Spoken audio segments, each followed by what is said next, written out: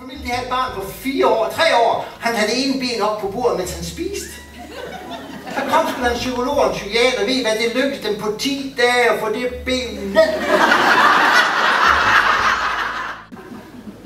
Så kan man have en kollega, man kan have en i sin afdeling, som kommer hver dag, som kun tager.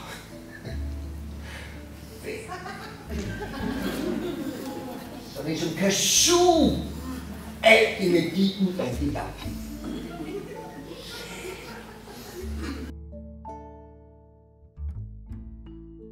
Og det er så vores liv er. Og så skal man selvfølgelig lære at kende, hvad sine forventninger er. Fordi hvis jeg nu lever mit liv efter mine forventninger, så bliver det jo mit liv.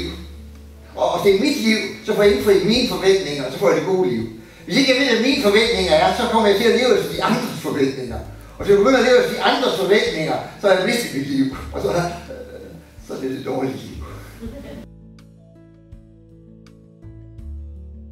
Man flytter rundt til værdien, det bliver, når jeg gør noget. Altså, det er ikke det at være noget, men nu skal jeg gøre noget for at blive elsket. Og det er jo en lang vandring fra at bare være elsket ubetinget, som jeg jo gerne vil til den det er, til jeg skal gøre noget for at blive det.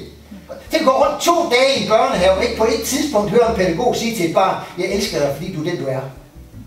Jeg hørte det overhovedet ikke. Det blev hele tiden anerkendt, fordi de gjorde noget. Prøv at se, han kan selv gå, han kan selv springe, han kan selv kravle, han kan dele hans mad med nogen. Prøv at se, han kan.